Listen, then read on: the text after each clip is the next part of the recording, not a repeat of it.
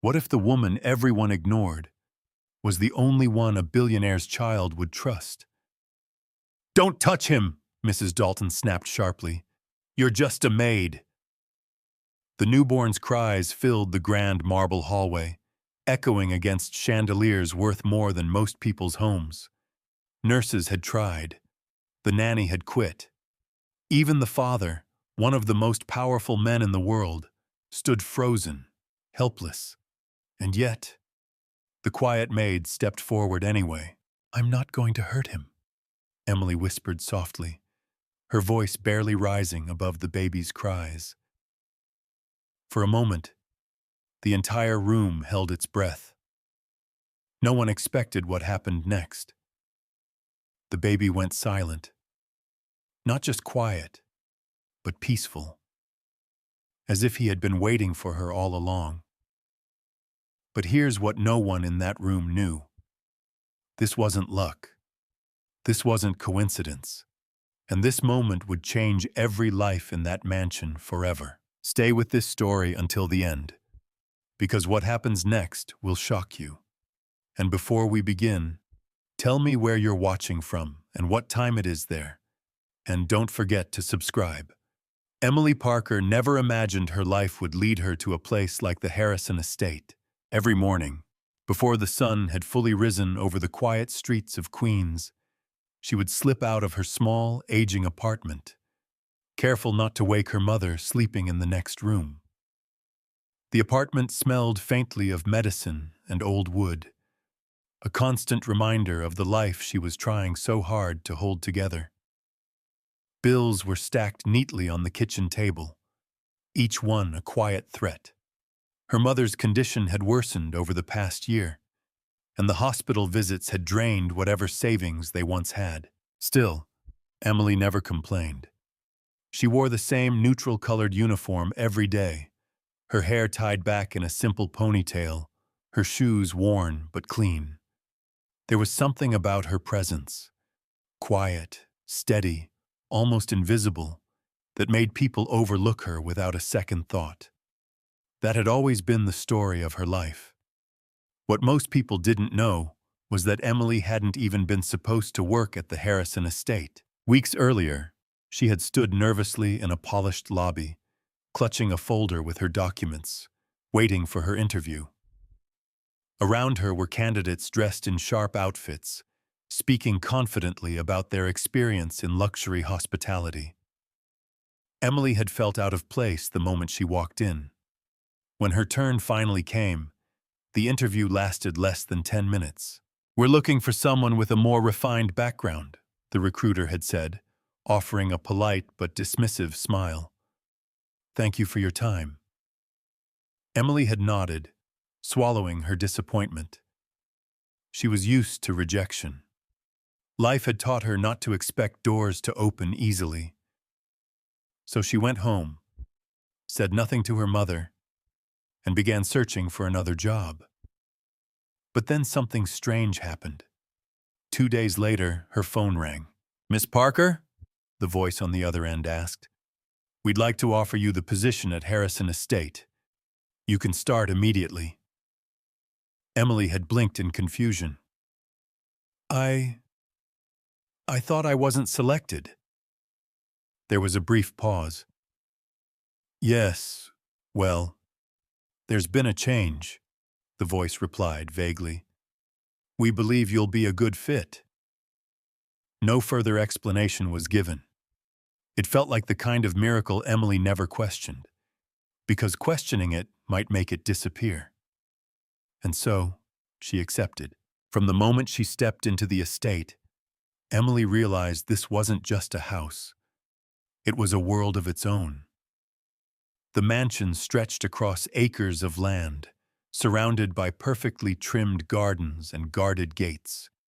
Inside, everything gleamed: crystal chandeliers, marble floors, walls lined with expensive art. Staff moved quietly and efficiently, each person assigned a precise role, each task executed with perfection.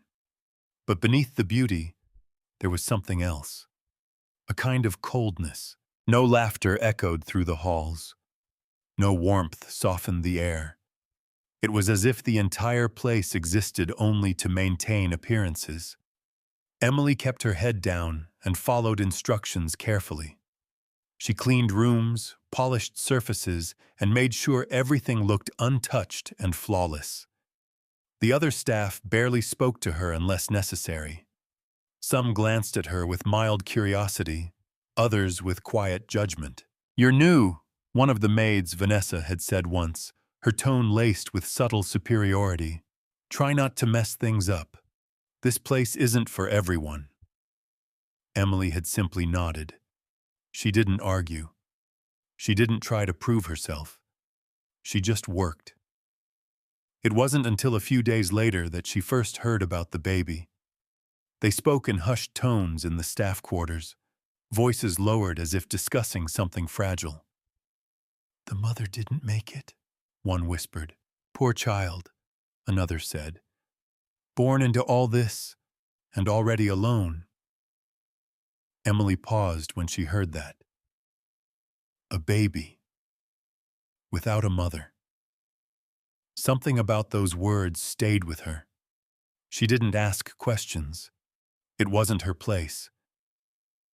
But that night, as she finished her shift and moved quietly down one of the long, dimly lit hallways, she heard something that made her stop in her tracks. A cry, soft at first, then louder, a newborn's cry. Emily turned her head slowly toward the source. The sound was coming from a part of the mansion she had been told not to enter, the private wing. She hesitated. Rules were rules, and she needed this job. But the crying didn't stop. It echoed through the empty hallway, raw and desperate, cutting through the silence like something alive and pleading. Emily took a step forward, then another. Then, her heart began to race, not from fear of punishment, but from something deeper, something instinctive. The door at the end of the hallway was slightly open, just enough for her to see inside. A large, beautifully decorated nursery came into view. Soft lighting, a white crib, expensive toys arranged perfectly, untouched. And in the center of it all, a tiny baby lay in the crib, his face red from crying, his small hands clenched. But there was no one else in the room. No nurse, no caretaker, no one. Emily felt her chest tighten. In a house filled with people, filled with wealth, filled with everything money could buy. That child was alone. She moved closer to the doorway, her hand hovering uncertainly in the air. She knew she wasn't supposed to be there. She knew this could cost her everything. But the sound of that baby crying made it impossible to walk away. Emily slowly reached out and pushed the door open just a little more. The hinges barely made a sound. She stepped inside, carefully, quietly, as if entering a space she didn't belong in. The baby's cries filled the room, louder now, more desperate. Emily approached the crib, her breath shallow. For a moment, she just stood there, looking down at him. So small, so fragile, so alone. Her fingers trembled slightly as she reached toward him, then stopped mid-air. What if she wasn't allowed? What if someone saw her? What if this was a mistake? But then the baby let out another sharp cry, his tiny body shaking, and something inside Emily broke. Rules didn't matter anymore. Fear didn't matter anymore. Only that child did. She took a slow breath and gently lifted him into her arms. The moment Emily lifted the baby into her arms, something changed. The crying didn't stop immediately, but it softened. What had been sharp, desperate wails turned into uneven whimpers, as if the tiny boy was slowly realizing he was no longer alone. Emily instinctively adjusted her hold, supporting his head the way she had once done years ago with her younger brother. Her movements were careful, natural, guided by memory rather than training. "Hey, it's okay," she whispered, her voice gentle, almost a breath. "You're not alone." The baby's fingers curled weakly against her uniform. Emily felt her chest tighten. There was something about him, something fragile beyond just his size. His skin was pale, his breathing slightly uneven, and his eyes, though barely open, seemed to search for something he couldn't find, or someone. Without thinking, Emily began to sway slightly from side to side. It was a rhythm she didn't consciously remember learning. Her voice followed, humming softly, a quiet melody that seemed to come from somewhere deep inside her. She didn't know the name of the song. She didn't even realize she was doing it. But the effect was immediate. The baby stilled, not completely silent, but calmer. His small body relaxed just enough to ease the tension in his limbs. His cries faded into soft breaths, his head settling against Emily as though he had been waiting for that exact moment. Emily blinked in surprise. "Oh, that worked?" she murmured quietly, almost to herself. She continued humming, more confident now, her voice steady and warm. Seconds turned into minutes, and then silence. The baby had fallen asleep. Emily stood there, frozen, afraid to move in case she broke whatever fragile peace she had created. Her heart was beating fast, but for the first time since entering the room, she allowed herself to breathe. That's when she heard it. A sound behind her. Footsteps, slow, measured. Emily's entire body stiffened. She turned carefully, still holding the baby, and her breath caught in her throat. A man stood at the doorway. Tall, imposing. Dressed simply, but there was something about the way he carried himself that immediately filled the room with quiet authority. His expression was unreadable. Dark eyes, sharp and observant, fixed directly on her. Emily's heart dropped. I'm sorry," she stammered quickly, panic rising. "I didn't mean to come in here. He was crying and there was no one, so I just—" She stopped herself, realizing she was rambling. The man didn't interrupt. He simply looked at her. Then at the baby. Then back at her again. "You picked him up," he said finally, his voice calm, low, controlled. Emily swallowed. "Yes, I know I wasn't supposed to."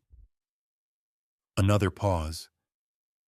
The man stepped closer.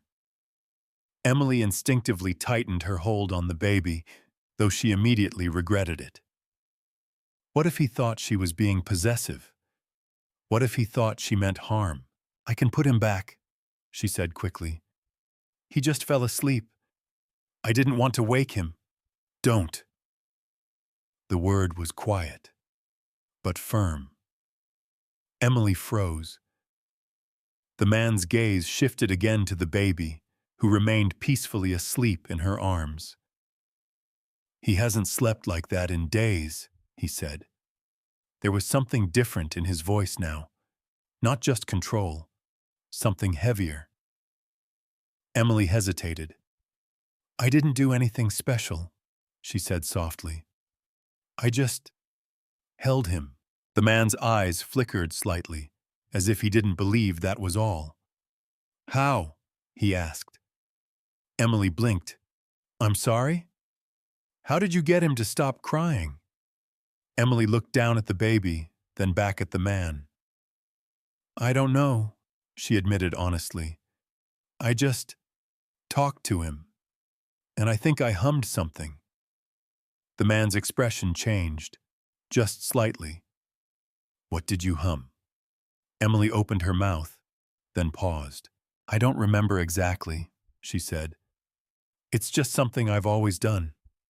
It's not even really a song. The man studied her for a long moment, as if trying to decide something.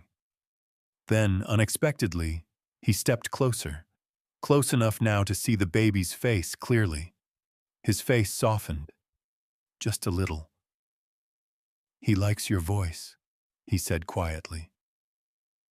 Emily wasn't sure how to respond to that.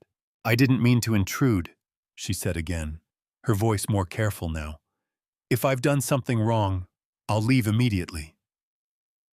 The man didn't answer right away. Instead, he reached out, slowly, and adjusted the blanket around the baby with surprising gentleness.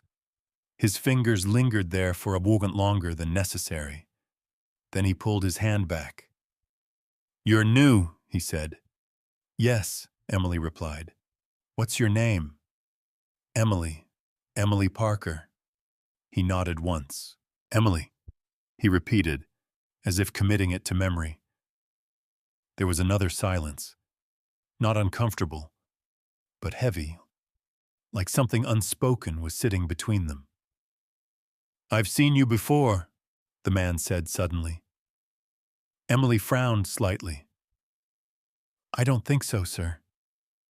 His lips pressed together briefly. No, he said after a moment. You wouldn't remember. That only confused her more.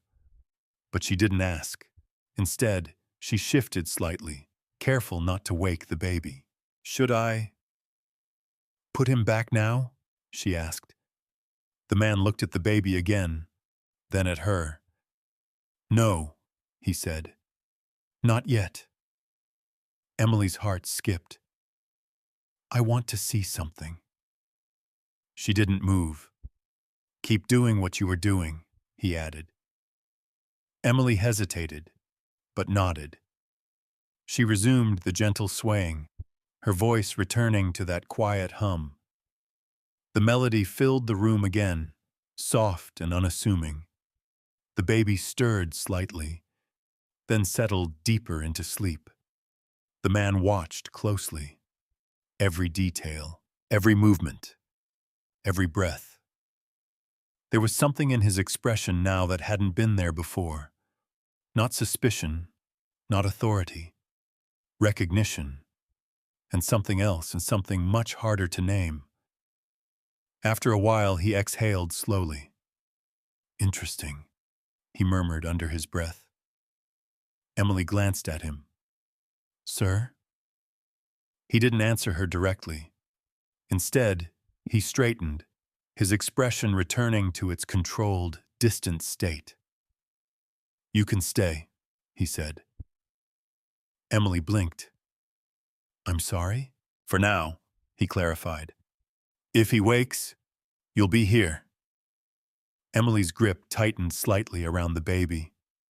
Yes, sir. The man gave a small nod. Then he turned toward the door. But just before stepping out, he stopped. Without looking back, he said one more thing. Don't tell anyone about this. Emily's breath caught. I won't, she said quickly. Another pause. Then he walked away, leaving her alone again in the nursery. But this time, everything felt different. Emily looked down at the baby in her arms, his tiny face peaceful, unaware of the silent decisions being made around him. And somewhere in the mansion, the man who had just left the room, calm, controlled, and impossibly powerful, allowed himself a single thought he hadn't admitted to anyone, not even himself. She's different, and for the first time since his world had fallen apart. Khalid al-Mansour felt something dangerously close to hope, but what he didn't realize yet was that Emily's presence in his life had never been an accident. By morning, the Harrison estate was already whispering. News traveled fast in a house like this, faster than footsteps, faster than truth. Emily felt it the moment she stepped into the staff hallway. Conversations that had been flowing suddenly stopped. Eyes that usually ignored her now lingered a second too long. Something had changed. She kept her gaze lowered, gripping the edge of her cleaning cart as she moved past the others. The memory of the previous night replayed in her mind. The quiet nursery, the baby in her arms, the man at the door, Khalid. Even thinking his name made her uneasy. She hadn't known who he was at first, but now she did. Everyone in the estate knew the name Khalid al-Mansour, even if they rarely saw him. The owner, the billionaire. The man people spoke about in careful, respectful tones. And somehow, she had stood in front of him, holding his son. Emily exhaled slowly, trying to steady herself. Just do your job. Keep your head down. That was how she had survived everything so far. But peace didn't last long. Emily! The sharp voice cut through the hallway like glass. She stopped immediately and turned. Mrs. Dalton stood at the end of the corridor, posture rigid, expression cold. The older woman didn't need to raise her voice to command attention. Her presence alone was enough. Come here. Emily obeyed without hesitation. Yes, ma'am. Mrs. Dalton's eyes swept over her, lingering just long enough to make Emily feel exposed. I heard something unusual happened last night, she said, her tone deceptively calm. Emily's fingers tightened slightly. I went into the nursery, she admitted. The baby was crying, and you were not authorized to enter that room. I know, ma'am. I'm sorry. It won't happen again. Mrs. Dalton studied her carefully. And yet, she continued, you were seen leaving that room with the child asleep in your arms. Emily didn't answer. There was nothing she could say that wouldn't sound like an excuse. A silence stretched between them. Then, follow me. Emily's heart dropped. She pushed her cart aside and walked behind Mrs. Dalton, her thoughts racing. Was she being fired? Reprimanded? Both? They turned down a different corridor, one leading toward the private wing. Emily's steps slowed slightly. That wasn't a good sign. When they reached the nursery, Mrs. Dalton opened the door without knocking. Inside, two nurses stood near the crib, their expressions tense. A young nanny hovered nearby, clearly overwhelmed. And in the crib, Noah. Crying again, loud, uncontrolled. His small face flushed red, his tiny fists clenched tightly. Emily's chest tightened instantly. He's been like this since dawn, one of the nurses said quickly. We've tried everything. The nanny shifted awkwardly. He won't take the bottle. He won't settle. Mrs. Dalton's lips pressed into a thin line. This is unacceptable. No one dared respond. Emily stayed near the doorway, unsure why she had been brought here. She didn't belong in this room, not officially, but the crying didn't stop. If anything, it grew louder, more desperate. Emily felt it again, that same pull from the night before. That same instinct that made everything else fade into the background. She took a small step forward. Ma'am, she said quietly, may I try? The room went still. The nanny let out a small, disbelieving laugh. You? Emily didn't react. She just looked at Mrs. Dalton. For a moment, the older woman said nothing. Her eyes moved from the crying child to Emily and back again. This was a risk. A maid stepping beyond her role, but so was letting the situation continue. Fine, Mrs. Dalton said at last, her voice clipped. Try, but be careful. Emily nodded. She approached the crib slowly, aware of every pair of eyes watching her, judging her, waiting for her to fail. She ignored them. All she saw was Noah. His breathing was uneven again, his cries sharp and strained. Emily reached down carefully, her movements steady despite the tension in the room. "It's okay," she whispered, lifting him gently. The moment he was in her arms, the crying didn't stop, not immediately. A few seconds passed. Then, Emily began to sway, softly, naturally. And without thinking, she hummed. That same melody, low, gentle, familiar. The room held its breath. The change was subtle at first. Noah's cries faltered. His tiny body shifted, the tension easing just slightly. Then again, and again, until silence. Not complete, but enough. Enough to make every person in that room freeze. The nanny's mouth fell open slightly. The nurses exchanged glances. Mrs. Dalton didn't move. Emily barely noticed.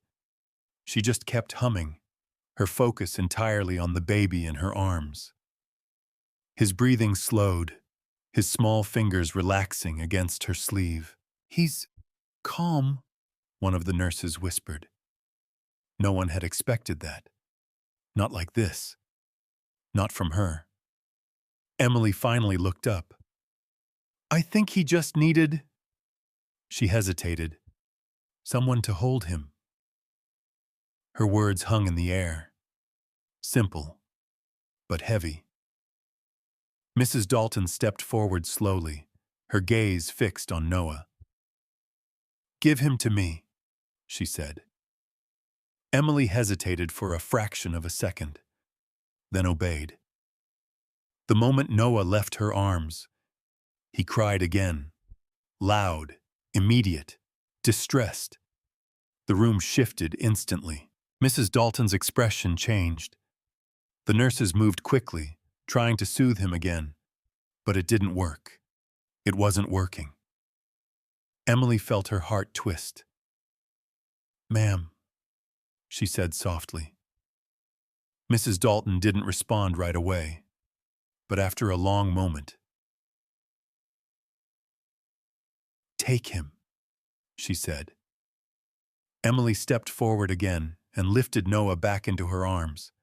Within seconds, the crying faded. The silence that followed was different this time, heavier. Because now no one could deny what they were seeing. This wasn't luck. This wasn't coincidence. Something about Emily worked. A quiet voice broke through the tension. "Well, that's unexpected." Everyone turned.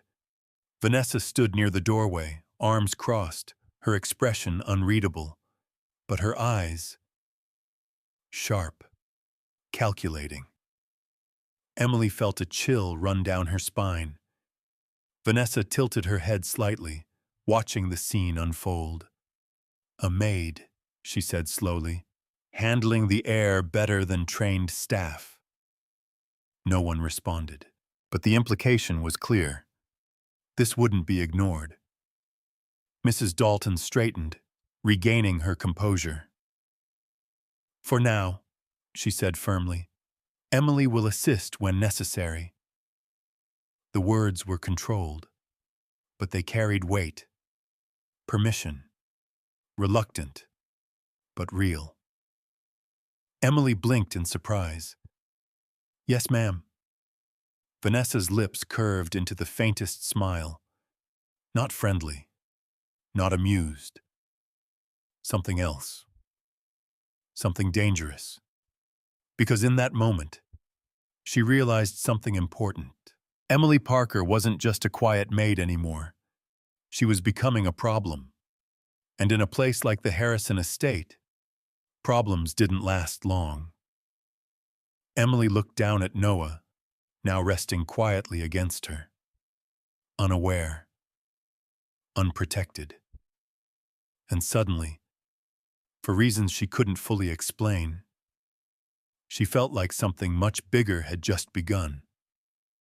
But the real question was, would this small moment of trust turn into something far more dangerous than any of them expected? From that morning on, everything changed for Emily Parker. Not openly, not officially, but in the quiet, watchful way people adjusted their behavior when something or someone no longer fit the place they once belonged. She still wore the same uniform, still pushed the same cleaning cart, still followed the same schedule written neatly on the staff board. But now, wherever she went, she could feel it. The looks, the whispers, the shift. "She's the one," someone murmured as she passed the laundry room. "The baby whisperer," another voice added, barely hiding a mocking tone. Emily kept walking. She didn't respond. She didn't defend herself. She had learned long ago that silence was often the only shield she had. But silence didn't stop the tension from building. If anything, it made it worse. Vanessa made sure of that. "Well, look who's suddenly important," Vanessa said one afternoon, leaning casually against the doorway as Emily folded freshly washed linens. "Must be nice.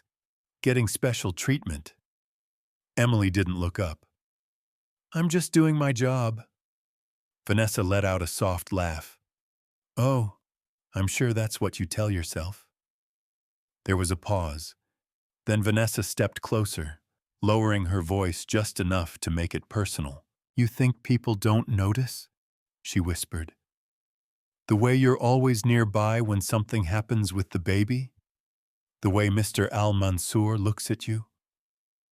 Emily's hands stilled for a moment. "That's not true," she said quietly. Vanessa's smile widened, slow and sharp. "Of course it isn't," she replied. "Because girls like you don't plan things, right? You just get lucky." Emily said nothing, but her chest tightened. She didn't want attention.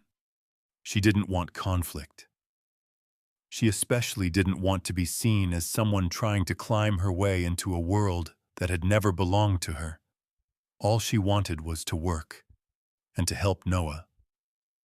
That part hadn't changed. If anything, it had become stronger.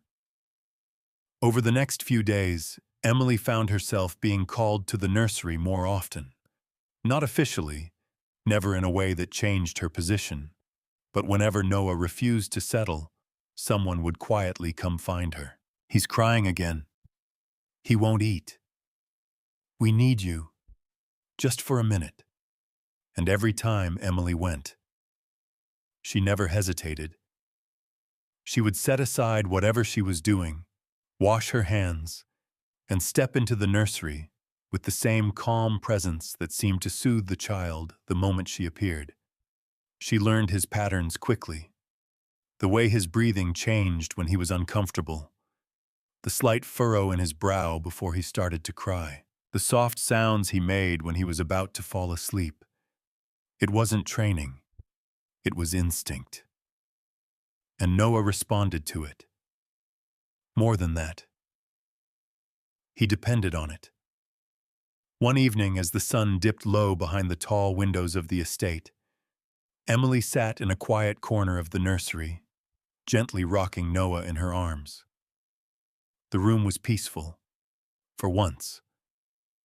No tension, no whispers, just the soft rhythm of her breathing and the faint melody she hummed under her breath. "You're getting used to me, aren't you?" she murmured, her voice warm. Noah stirred slightly, his tiny fingers curling around the edge of her sleeve. Emily smiled faintly. "You don't have anyone else, do you?"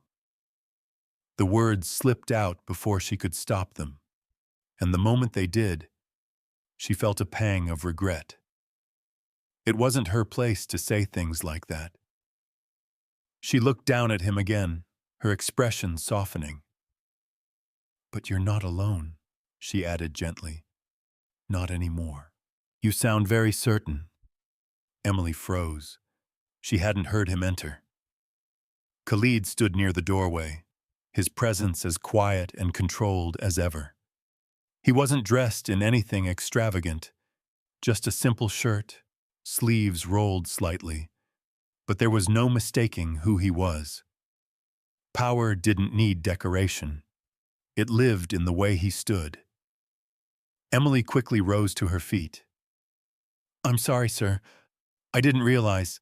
"Sit," he said. It wasn't a command, but it wasn't a suggestion either. Emily hesitated, then slowly sat back down, still holding Noah. Khalid stepped closer, his gaze fixed on the child.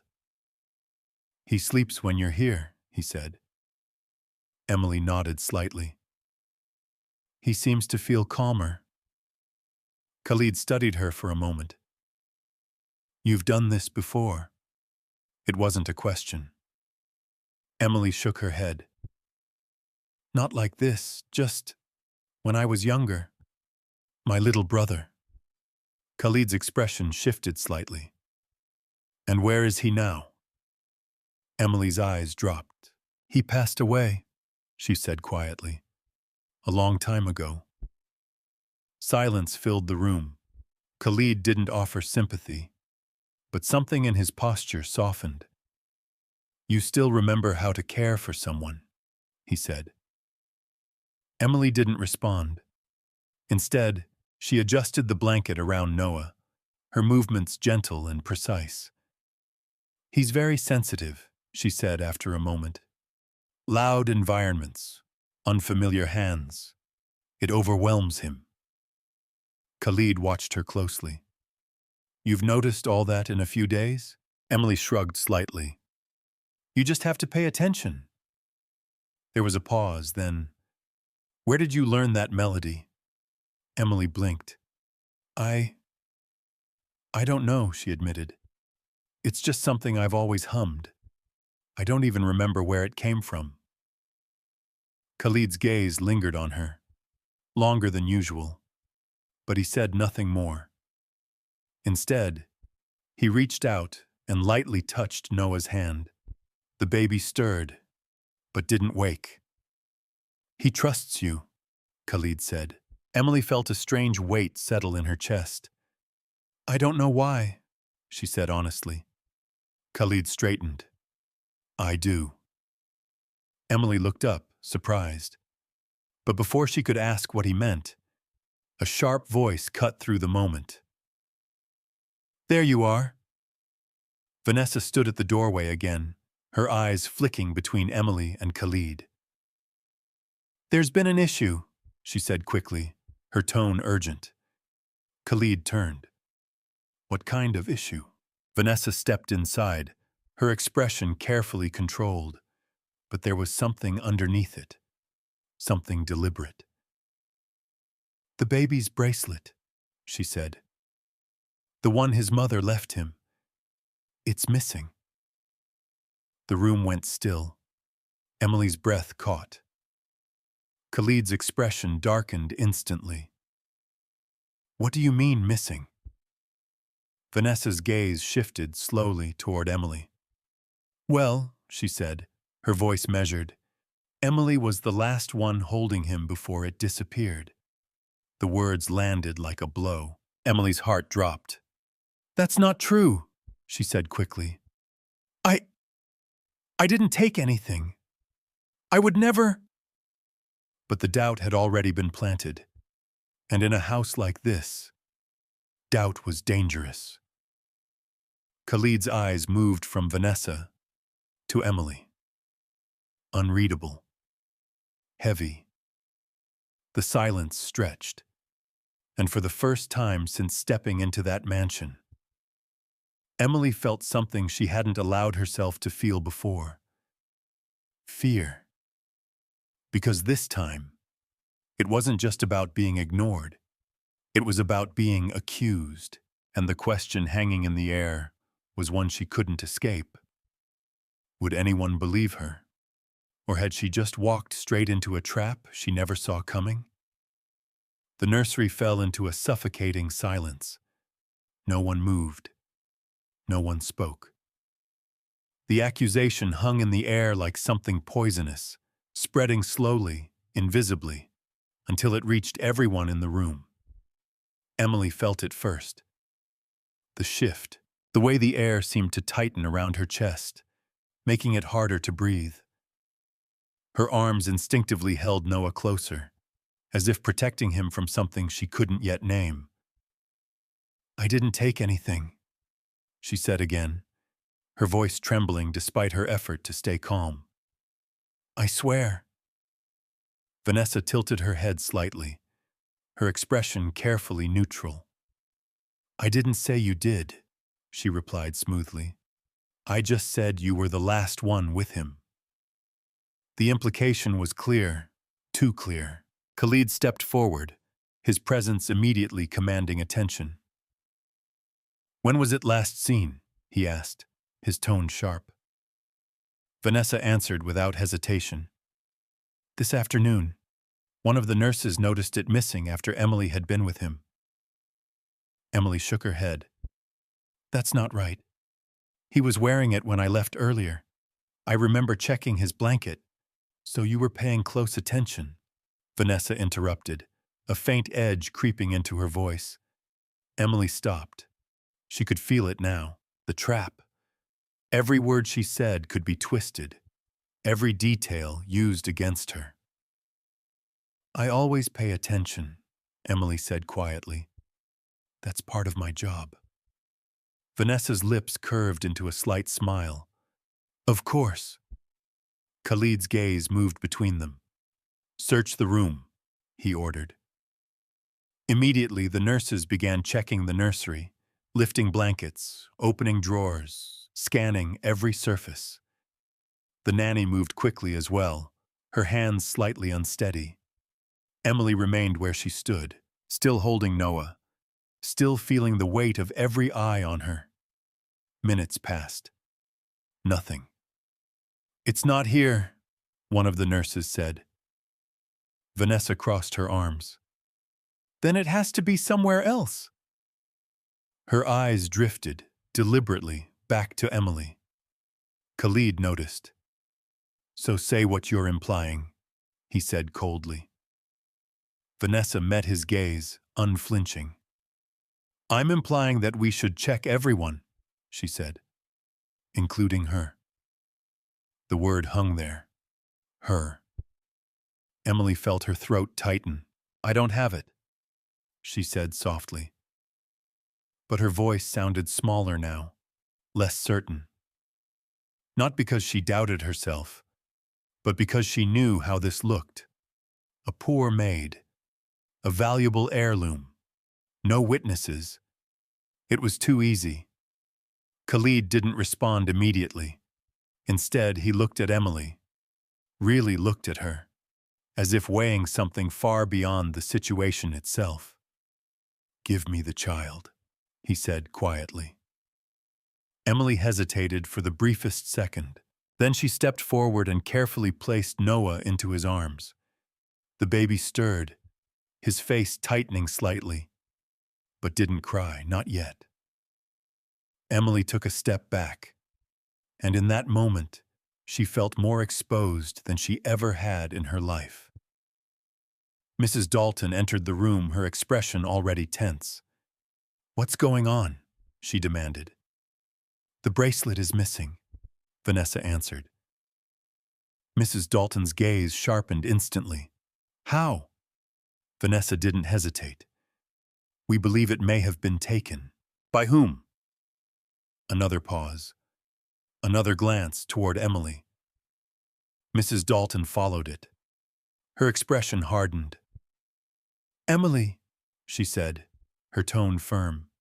"Step forward." Emily obeyed. Her hands were cold now, her heart beating too fast. "I need you to cooperate," Mrs. Dalton continued. "We'll need to check your belongings." Emily swallowed. "I understand." Her voice was steady, but it cost her everything to keep it that way. One of the staff members stepped forward. "May I?" she asked. Emily nodded. Slowly, deliberately, she opened the pockets of her uniform. Empty. The woman checked anyway. Nothing. Then her apron. Nothing. Her small locker was brought from the staff room. Opened. Checked. Nothing. The silence deepened. Vanessa's expression flickered, just slightly, but she recovered quickly. "It could still be hidden somewhere," she said, "or already removed from the property." "That's enough." Khalid's voice cut through the room like steel. Everyone froze. He stepped forward, Noah still in his arms, his gaze fixed on Vanessa. "You're making accusations without evidence," he said.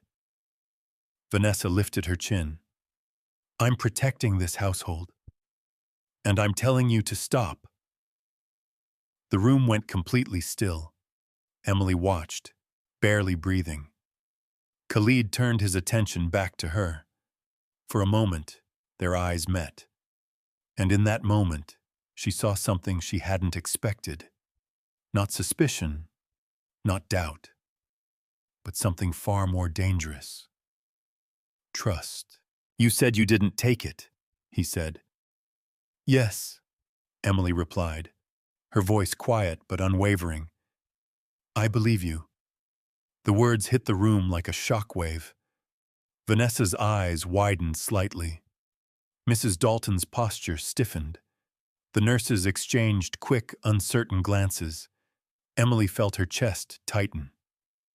"You believe me?" she whispered. Khalid didn't look away. "Yes." No hesitation, no condition, just certainty. Emily's vision blurred for a second. Not from fear this time, but from something she hadn't felt in a long time. Relief. But it didn't last. Because at that exact moment, Noah started crying. Loud, sudden, sharp. Khalid instinctively adjusted his hold, trying to calm him, but it wasn't working. The baby's cries grew louder, more frantic. "He needs," Emily began. "Take him," Khalid said immediately. She stepped forward without thinking, her hands reaching out. The moment Noah was back in her arms, the crying softened, then slowed, then faded. The room watched in stunned silence. Again, the same pattern, the same undeniable truth. Emily swayed gently, humming under her breath, her focus entirely on the child. Minutes passed. Noah settled.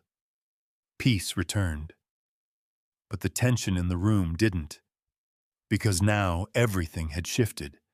This wasn't just about a missing bracelet anymore. This was about something much bigger, something no one could ignore. Mrs. Dalton straightened slowly. "For now," she said, her voice measured, "Emily will remain assigned to assist with the child." Vanessa's jaw tightened. "That's a mistake," she said quietly. Khalid turned to her. "No," he replied. "The mistake would be removing the only person my son responds to." Silence followed. Heavy. Final. Vanessa said nothing more, but her eyes, cold, calculating, promising something. Because this wasn't over, not even close. Emily looked down at Noah, her arms steady, her heart still racing. She had been accused, searched, judged, and somehow still standing. But deep down, she knew the truth. This was only the beginning. And the question that lingered darker than before was, if someone had set her up once, what would they do next? After the incident with the missing bracelet, The atmosphere inside the Harrison estate changed in a way that no one could ignore. Not visibly, not in rules or schedules, but in the quiet tension that followed Emily wherever she went. No one accused her again. Not directly. Khalid's words had made sure of that. His trust had drawn a clear line no one dared cross openly. But trust from a man like him came with consequences, and Emily was beginning to feel them. The whispers didn't stop. If anything, they grew sharper. "She got lucky," someone muttered in the kitchen one morning. "Lucky doesn't make us a billionaire defend you like that," another replied. Emily heard everything. She just didn't react. She focused on her work, just as she always had. Cleaning, organizing, keeping her routine steady. It was the only thing that kept her grounded. But her routine wasn't entirely hers anymore, because now Noah was part of it. Every day, at least once, sometimes more, someone would come find her. "He's crying again. He won't settle. He won't eat." And every time, Emily would follow them back to the nursery. At first, she thought it was temporary, a coincidence. But after a week, it became clear. Noah wasn't just reacting to her. He was waiting for her. That realization unsettled her more than anything else. One afternoon, as sunlight poured through the tall windows of the nursery, Emily sat in the rocking chair, holding Noah close. He was quieter today, more alert. His eyes, still soft and unfocused, seemed to linger on her face longer than before. "You're getting stronger," she whispered gently. "That's good." His fingers curled around hers, tighter than before. Emily smiled faintly. "You're not as fragile as everyone thinks. You seem very sure of that." She looked up. Khalid stood near the doorway again, just as he often did lately. Silent, observing. Emily shifted slightly in her seat. "I just pay attention." Khalid stepped inside, his gaze fixed on Noah. "He doesn't respond like this to anyone else," he said. Emily hesitated. "Maybe he just recognizes me now." Khalid didn't answer immediately. Instead, he moved closer, stopping just a few feet away. "Do it again," he said. Emily blinked. "What?" "The sound," he clarified. "What you do when he's restless." Emily glanced down at Noah. He wasn't crying, not yet. But she understood what Khalid meant. Slowly, she began to hum. That same melody. Soft, uncertain at first, then steadier. The moment the sound filled the room, Noah's body shifted. Not dramatically, but noticeably. His breathing slowed. His grip on Emily's finger tightened, and his eyes focused. Not fully, but enough. Khalid's expression changed, subtly, but unmistakably. "What is that?" he asked quietly. Emily shook her head. "I told you. I don't know. It's just something I've always done."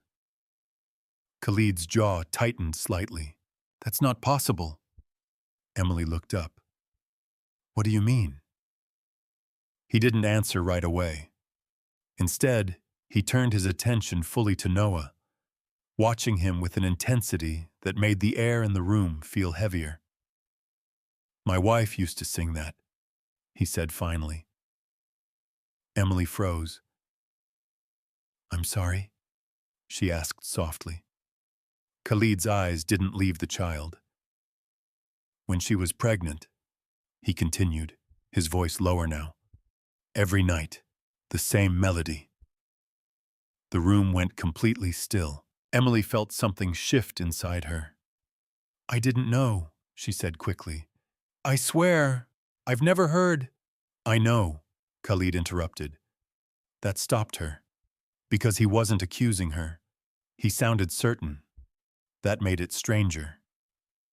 Then how? She began. I don't know, he said.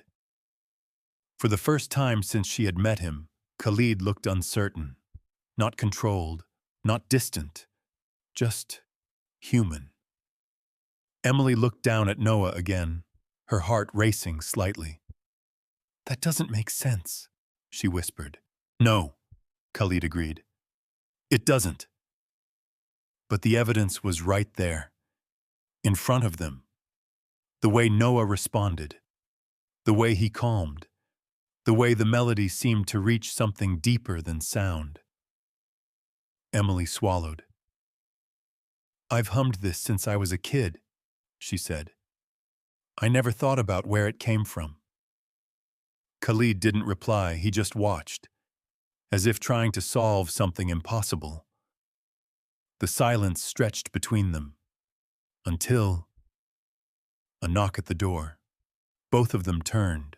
Mrs. Dalton stepped in, her expression formal. Mr. Al-Mansour, she said. The guests have arrived. Khalid's gaze hardened instantly. What guests? The Sterling family, she replied, and several business associates. They're expecting you downstairs. Khalid exhaled slowly. Of course. The obligations never stopped. I'll be there shortly, he said. Mrs. Dalton nodded, then glanced briefly at Emily before leaving. The door closed. The quiet returned.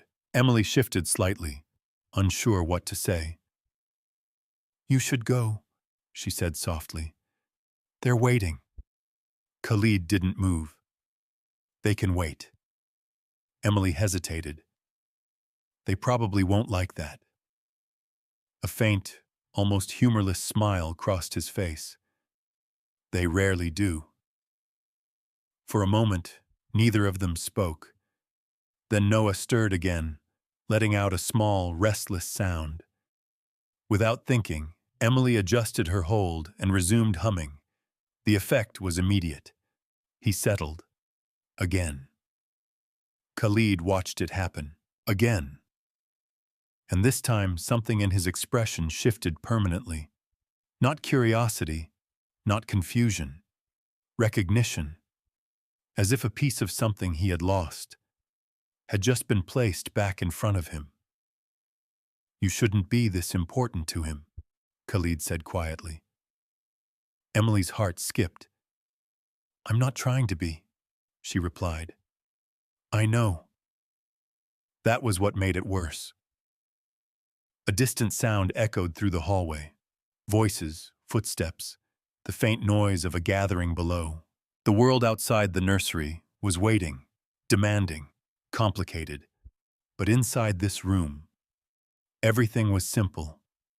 Too simple. And that made it dangerous. Khalid straightened slightly. There's a dinner tonight, he said. Important people. Family. Emily nodded. I understand. You'll stay out of sight, he added. Do your work, nothing more. The words were practical, necessary, but something about them felt like a warning. Emily lowered her gaze. Of course. Khalid turned toward the door, but before leaving, he paused. You'll be here if he needs you, he said. It wasn't a question. Emily tightened her hold on Noah slightly. Yes. Khalid nodded once, then walked out, leaving her alone again. Emily looked down at the baby in her arms. You hear that? She whispered softly. Big, important dinner, and you don't care at all. Noah made a small sound, almost like a response. Emily smiled faintly. Yeah, me neither.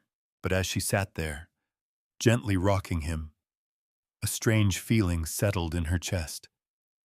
something she couldn't quite explain. Because outside that quiet room, the world was shifting. People were watching, judging, waiting. And tonight, with powerful guests filling the mansion and tensions already rising, something was going to happen. The question was, when everything finally came to a head, would Emily still be standing where she was now? Or would the world she never belonged to finally push her out for good? By the time evening settled over the Harrison estate, the mansion had transformed. The cold, quiet halls Emily had grown used to were now filled with light, voices, and movement. Crystal chandeliers glowed brighter than usual, reflecting off polished marble floors as guests in elegant attire moved gracefully through the grand rooms. Laughter echoed, glasses clinked, conversations flowed. From the outside, it looked perfect, but Emily felt none of that warmth. She stood in the service corridor just outside the main dining hall, adjusting the cuffs of her uniform, reminding herself to stay invisible. That had always been her role, and tonight, more than ever, she needed to remember it. "You'll stay out of sight." Khalid's words echoed in her mind. She understood why. This world wasn't hers, and people like her didn't belong in it. Still, she couldn't ignore the unease settling in her chest. Something felt off, as if the calm she had managed to hold on to was about to break. "Emily." She turned quickly. One of the junior staff members approached her, slightly out of breath. "It's the baby," he said. "He won't stop crying." Emily's heart skipped. "Where is he?" "In the nursery. The nanny's trying, but—" Emily didn't wait for him to finish. She was already moving. The sounds of the party faded behind her as she hurried down the quieter halls, her steps quick but controlled. She had learned to move without drawing attention, but tonight, urgency pushed her forward. When she reached the nursery, the tension hit her immediately. Noah's cries filled the room, loud, sharp, relentless. The nanny stood near the crib, her movements frantic. "I don't know what's wrong with him," she said, her voice tight. "He was fine earlier, and then, it's okay," Emily said softly, stepping closer. The nanny looked at her, relief flickering briefly across her face. "Please," she said, "just do whatever you do." Emily nodded and approached the crib. Noah's tiny body was tense, his breathing uneven again, his face flushed from crying. Emily's chest tightened. Something wasn't right. This wasn't just restlessness. This felt different. Carefully, she lifted him into her arms. For a moment, nothing changed. The crying continued, louder, sharper. Emily frowned slightly. "It's okay," she whispered, beginning to sway. "I'm here." She started humming. That same melody, soft, steady. But this time, it didn't work. Not immediately. Noah's cries didn't fade the way they usually did. If anything, they grew more frantic. Emily's heart began to race. "Shh, it's okay," she murmured, adjusting her hold, trying to calm him. "You're okay. I've got you." But Noah's body felt different, stiffer, more strained. Emily's instincts kicked in. This wasn't just discomfort. This was something else. "He's not breathing right," she said suddenly. The nanny froze. "What?" Emily shifted Noah slightly, watching his chest carefully. "It's too fast," she said, "and shallow." The nanny's face paled. "What do we do?" Emily didn't hesitate.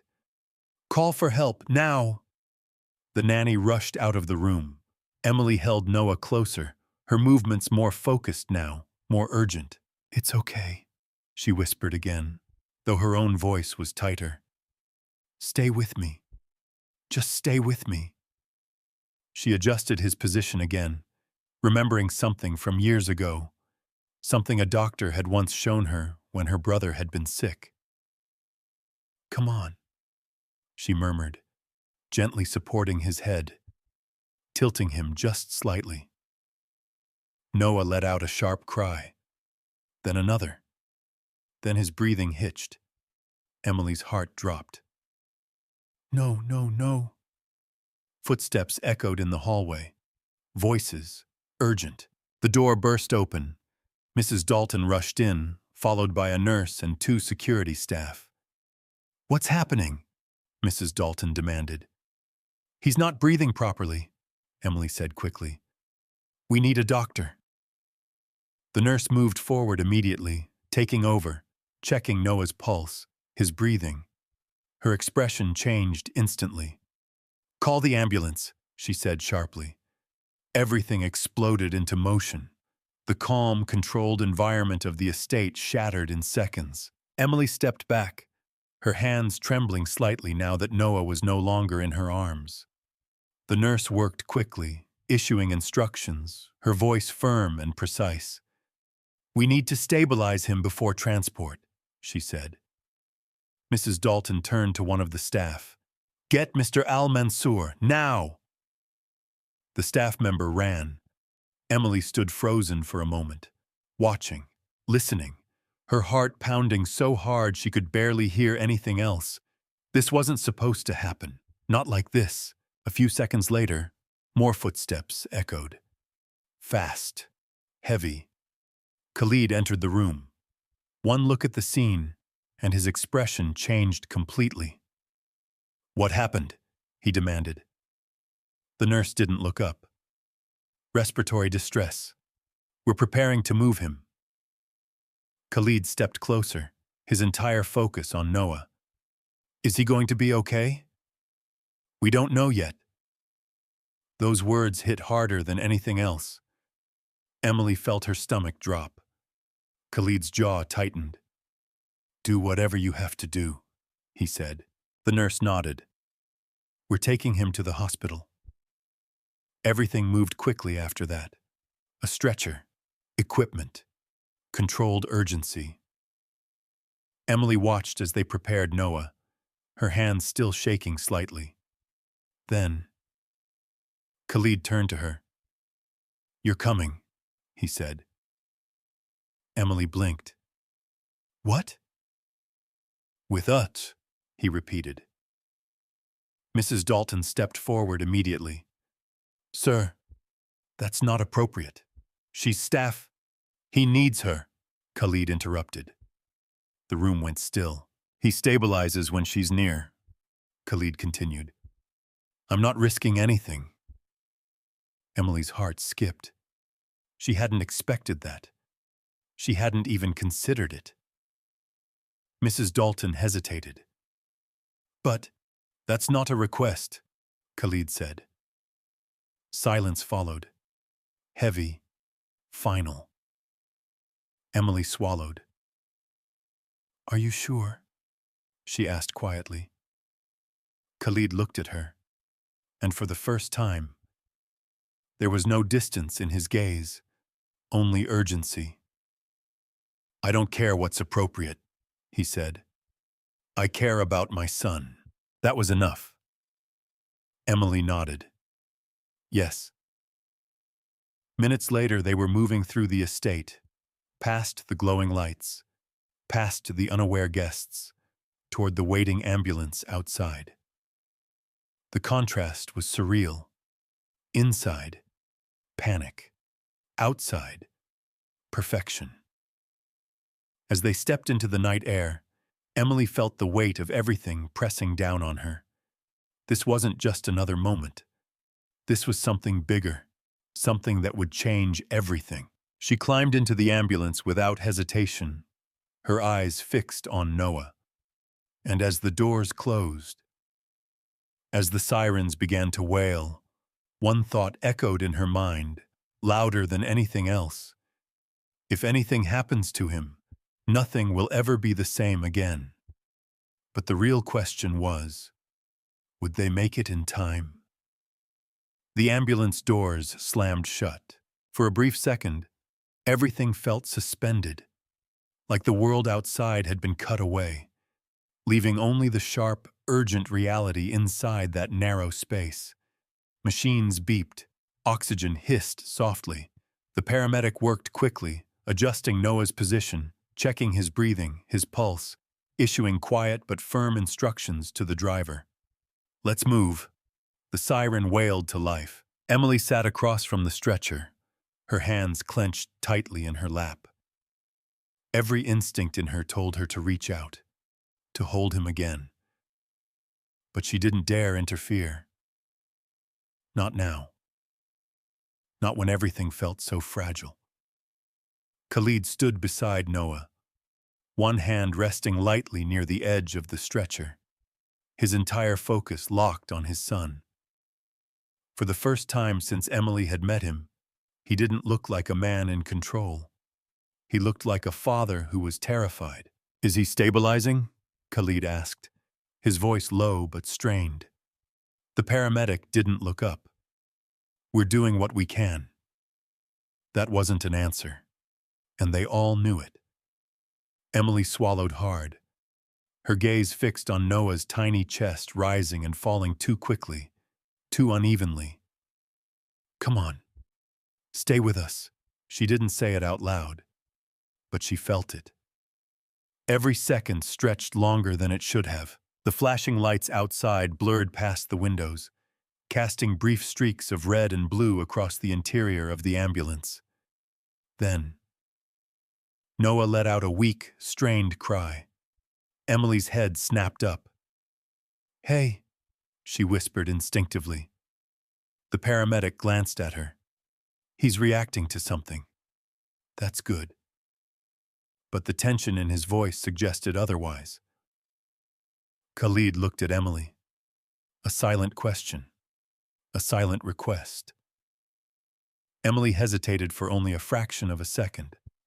Then she leaned forward. "Can I?" she asked. The paramedic nodded quickly. "Careful. Don't disturb the equipment." Emily moved closer, her hands steady despite the storm inside her chest. She didn't lift Noah this time. She didn't need to. Instead, she reached out just enough for her fingers to lightly touch his arm. "I'm here," she said softly. Her voice was calm, steady, the same tone she had used in the nursery. And then she began to hum.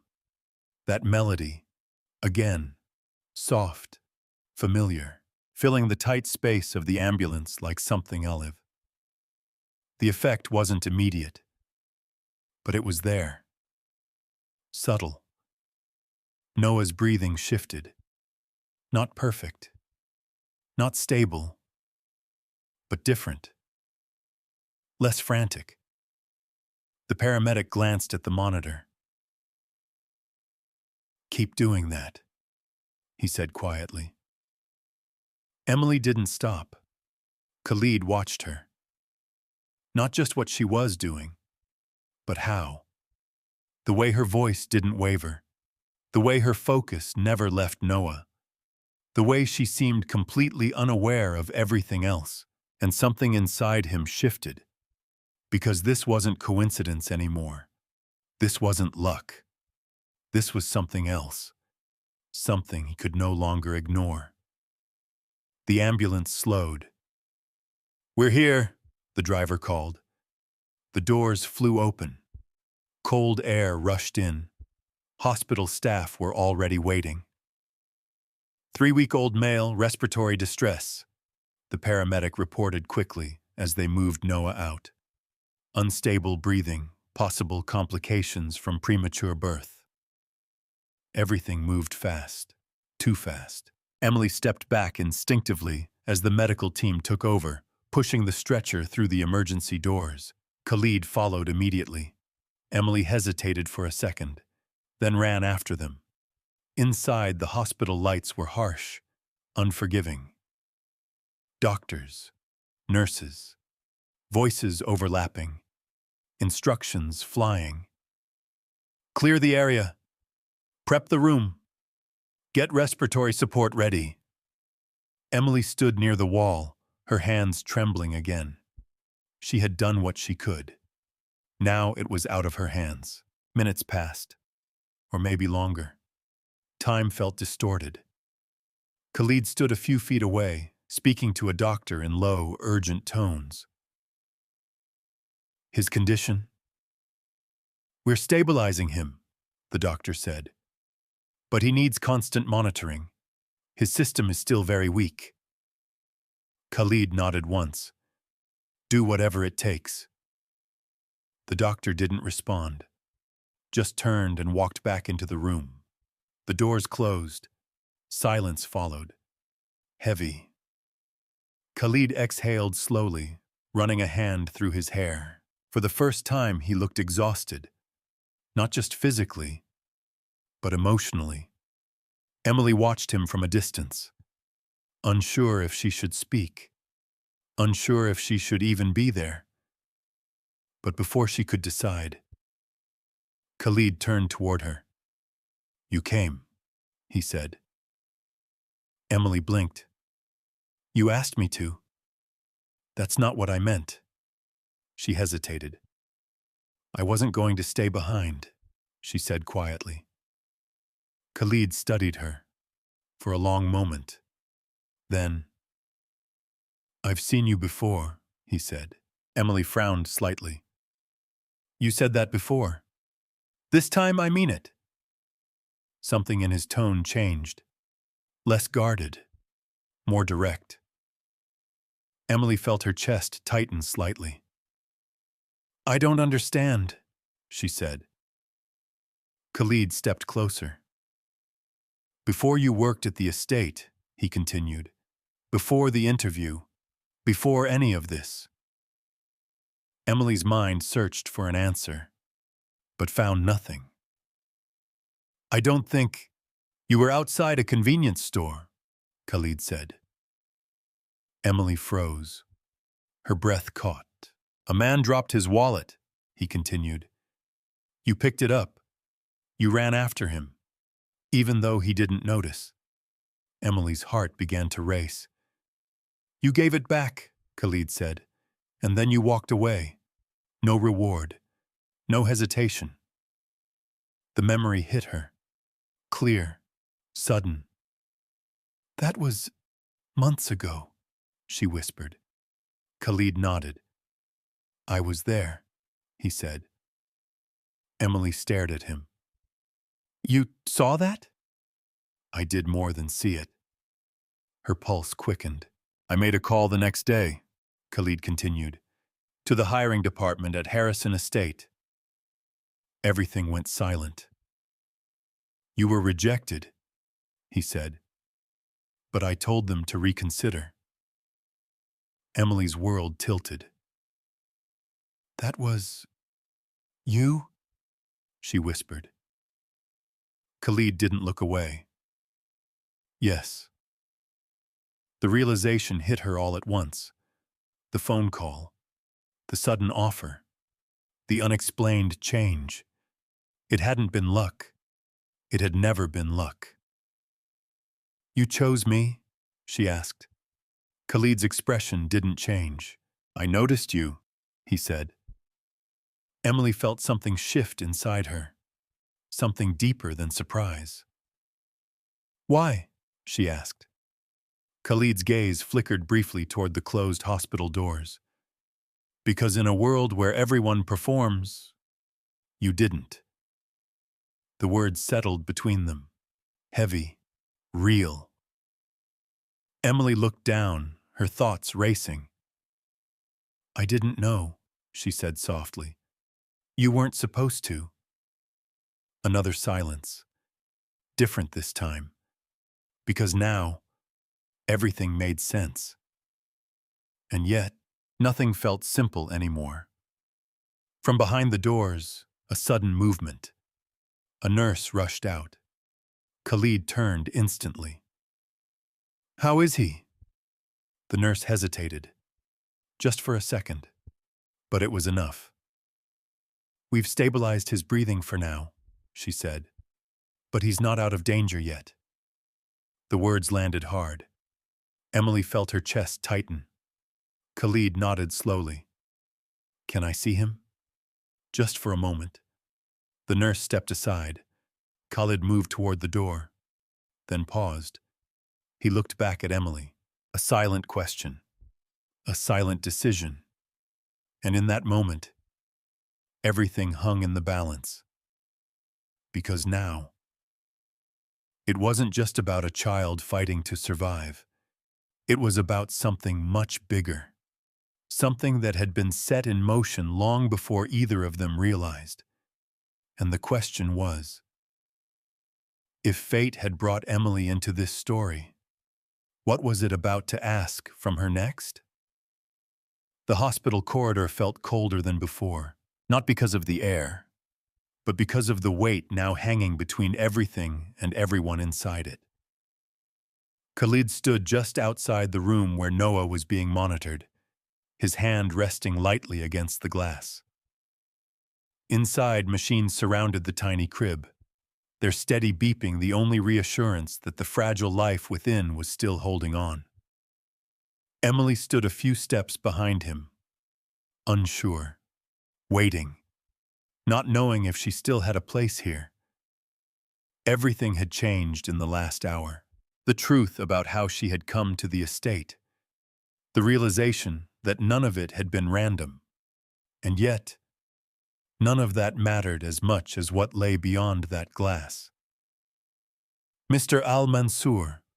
The voice came from behind them, sharp, controlled. Khalid didn't turn immediately, but Emily did. A woman in her late 50s approached, dressed impeccably, her posture straight, her gaze piercing. There was authority in every step she took, authority that didn't come from wealth alone, but from expectation, from entitlement. Emily recognized her instantly. Lila Sterling, Khalid's aunt. The same woman the staff spoke about in hushed tones. The one who always had something to say, and rarely anything kind. "You left your own event," Lila said, her voice carrying quiet disapproval. "Important guests, important partners."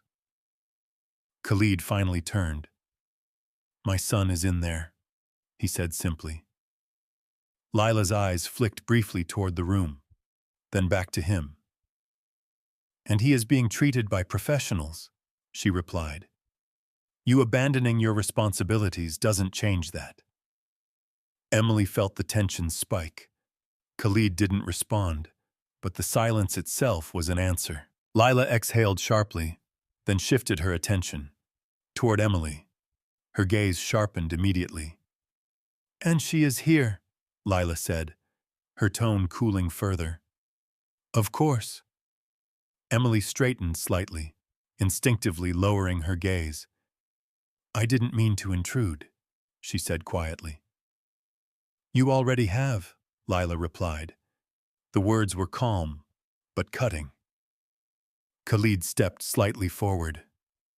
"That's enough." Lila didn't flinch. "No," she said. "It's not." She crossed her arms, her eyes never leaving Emily. "I've heard quite a bit about you," she continued.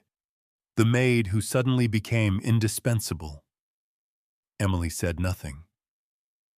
"What I don't understand," Lila went on, "is how someone with no background, no training, and no connection to this family ends up at the center of everything." Her words were deliberate, measured, each one designed to land exactly where it hurt. "I'm just helping," Emily said softly. Lila's lips curved faintly. "Yes," she said. "I'm sure that's what you tell yourself." Khalid's voice cut in again. "She's here because I asked her to be." Lila turned to him. "And that," she said, "is exactly the problem." The tension in the corridor thickened. "You are allowing emotion to cloud your judgment," she continued. "This is not how things are done." "This is my son," Khalid said, his tone hardening. "Not a business decision." Lila held his gaze. "For now," she replied. The implication was clear, dangerously clear. Emily felt it immediately. This wasn't just disapproval. This was something deeper, something that could affect everything. "You don't understand what's at stake," Lila said. "The family, the company, the reputation." Khalid didn't move. "I understand perfectly," he said, "and none of that matters more than him." Lila's expression tightened. "And what about her?" she asked, nodding slightly toward Emily. "Where does she fit into all of this?" Emily felt her chest tighten. "I don't," she said quickly. "I don't fit into anything.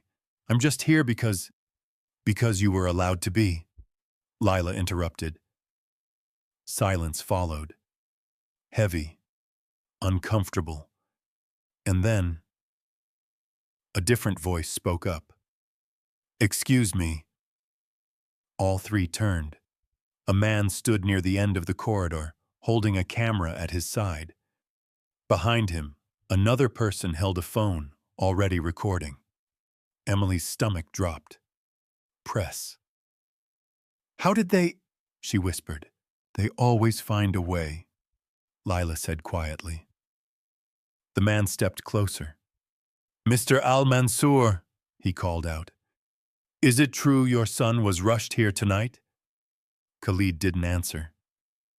"Is it also true," the reporter continued, "that a member of your domestic staff is being allowed special access to him?"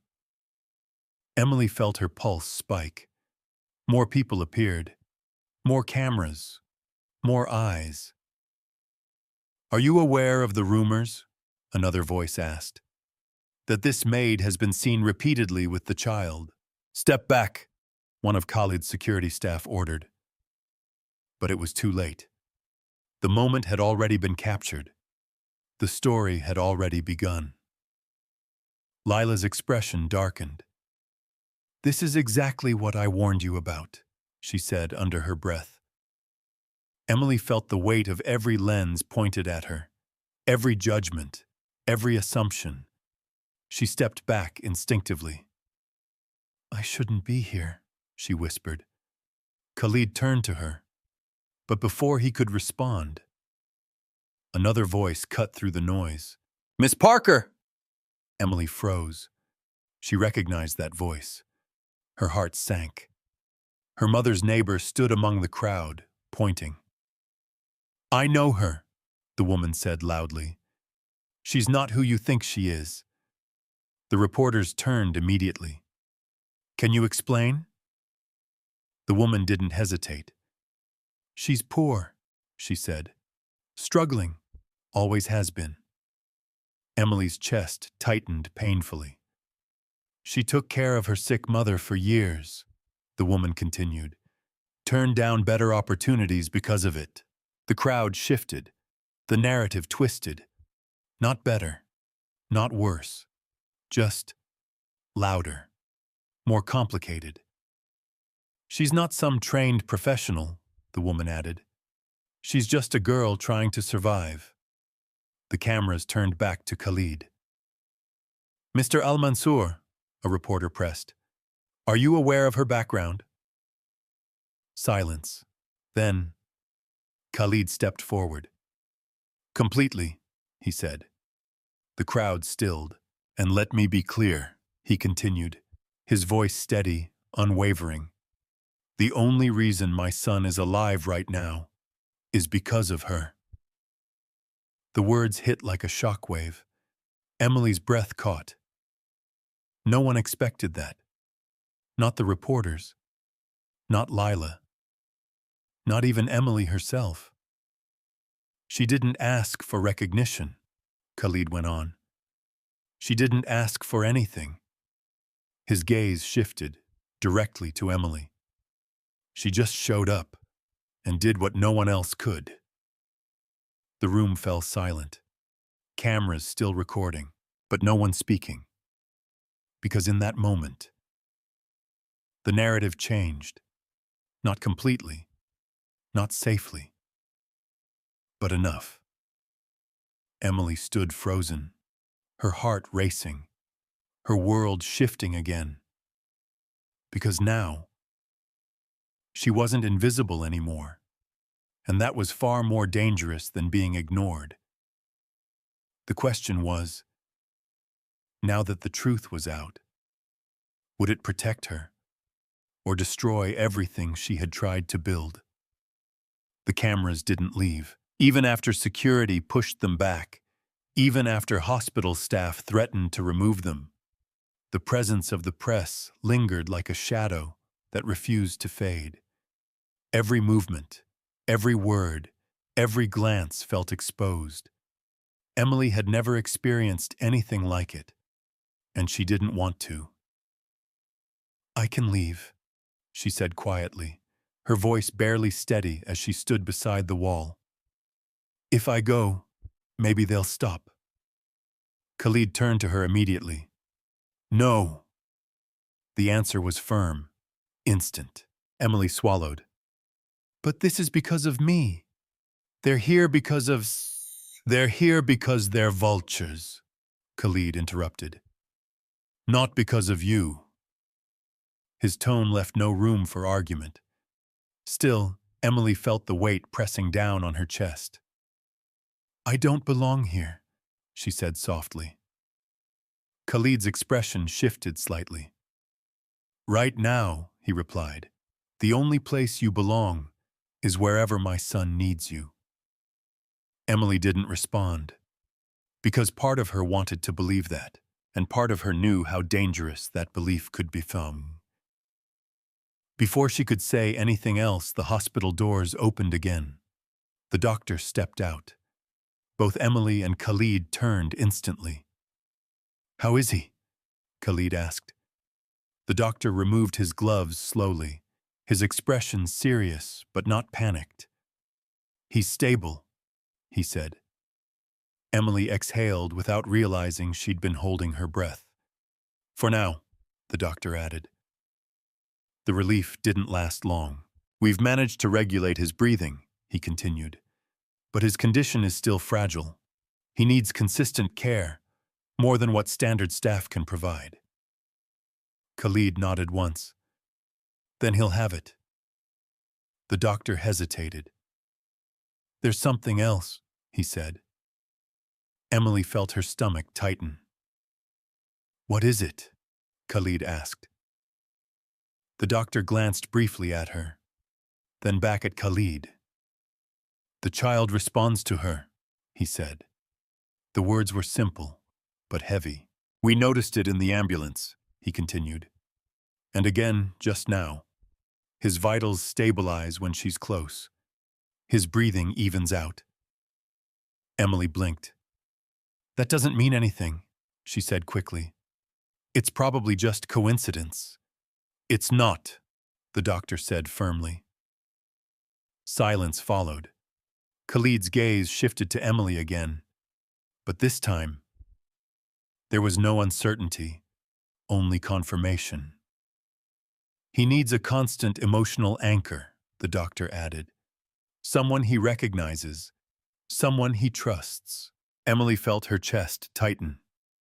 "I'm not qualified for that," she said. "I'm not a nurse. I don't have training." "What you have," the doctor interrupted, "is exactly what he's responding to." Emily shook her head slightly. "That doesn't make sense." "No," the doctor agreed. "It doesn't. But medically speaking, we don't ignore results." The weight of his words settled over them. Khalid stepped closer. "What are you recommending?" he asked. The doctor hesitated. "Temporary arrangement," he said carefully. "Until his condition improves. She stays close, minimizes stress triggers, helps maintain stability." Emily's heart skipped. "Wait, no," she said quickly. I can't just stay here. I have a job. I have responsibilities. You are doing your job, Khalid said quietly. Emily looked at him. That's not what I was hired for. No, Khalid agreed, but it's what matters now. The words hit harder than she expected, because they weren't about employment. They were about something deeper, something she wasn't ready to face. I don't want to make things worse, she said. Your family already. My family doesn't get to decide this, Khalid interrupted. His tone had changed, sharpened, determined. They don't understand, Emily said softly. They don't need to. Silence stretched between them, tense, unresolved. And then, a voice cut through it. I knew it! They turned. Lila Sterling stood at the end of the corridor again, her expression colder than before. This is exactly what I was afraid of, she said, stepping forward. You're letting this go too far. Khalid didn't move. The doctors are treating a patient, Lila interrupted, not managing the consequences of your decisions. Her gaze shifted to Emily, sharp, unforgiving. This is not her place, she said. Emily felt the words land, hard. She doesn't belong in this family, Lila continued. She doesn't belong in this situation. I never said I did, Emily replied quietly. Lila paused, just for a second, as if she hadn't expected that answer. Then leave, she said. The words were simple, direct, final. Emily felt her chest tighten. Part of her wanted to walk away from all of it, from the pressure, from the judgment, from the impossible position she had somehow found herself in. But then, she thought of Noah, the way his breathing changed when she wasn't there, the way his tiny hand curled around her sleeve, the way he calmed at the sound of her voice, and suddenly, leaving didn't feel like an option. I can't, she said. The words came out before she could stop them. Lila's eyes narrowed. Excuse me? Emily lifted her gaze slightly. I can't leave him, she said. Not like this. Silence followed, heavy, charged. Lila let out a slow breath. This is not your responsibility. No, Emily agreed. It's not. Another pause. But he still needs someone, she added. The words hung in the air, simple, honest, unarguable. Khalid watched her closely, something in his expression shifting again. Because this was what he had seen before, what he had recognized, what he had trusted. Not ambition, not strategy, just sincerity. Lila shook her head slightly. You're making a mistake, she said to Khalid. Maybe, he replied. Then he looked at Emily. But it's my mistake to make. The decision was clear. Final. Emily felt it settle into place. There was no turning back now, no safe middle ground, only forward. And the cost of that path was still unknown. But as she stood there, caught between two worlds, one thing became certain. This wasn't just about helping a child anymore. This was about standing her ground. And the real question was, how far would she have to go before the world around her finally accepted that she wasn't leaving? Morning came slowly through the hospital windows, pale light stretching across the quiet corridor like a fragile promise. Emily hadn't slept. She sat in a chair beside Noah's room, her hands resting loosely in her lap, her eyes fixed on the glass. Inside, the machines continued their steady rhythm, each sound both reassuring and unsettling at the same time. He was still breathing. That was enough, for now. Khalid stood on the other side of the room, speaking quietly into his phone, issuing instructions in a tone that had returned to its usual control.